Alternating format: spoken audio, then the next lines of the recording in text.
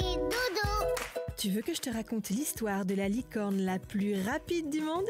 Ok, mais par contre, moi, je ne raconte mes histoires qu'aux enfants qui se lavent les dents. Donc attrape ta brosse à dents, ton dentifrice, et dérote jusqu'à ce que l'histoire soit terminée. 3, 2, 1, 0.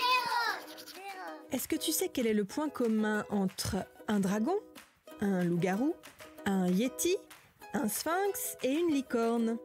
Ce sont des animaux fantastiques.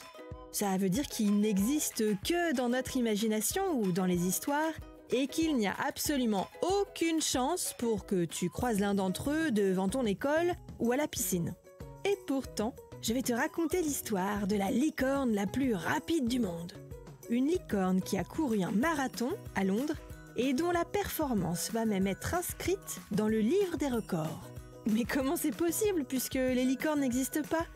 Je vais te raconter ça dans un instant. Mais avant, j'ai une devinette pour toi. À ton avis, quels sont les animaux qui sont les plus gâtés en termes de dents ? Les reptiles. Et tu sais pourquoi ? Parce que leurs dents sont remplacées tout au long de leur vie, avant même qu'elles ne soient abîmées. Ça veut dire qu'un crocodile voit ses dents remplacées plus de 40 fois au cours de sa vie.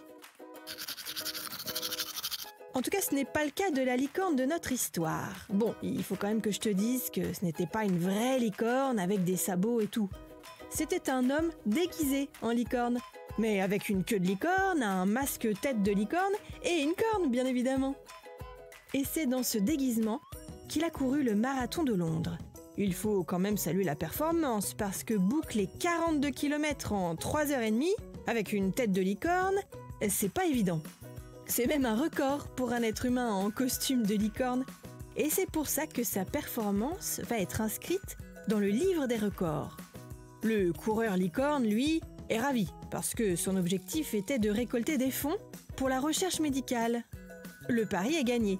Tous les médias britanniques ont parlé de lui, et il a récolté bien plus de dons que s'il avait couru tout simplement en short, t-shirt et basket.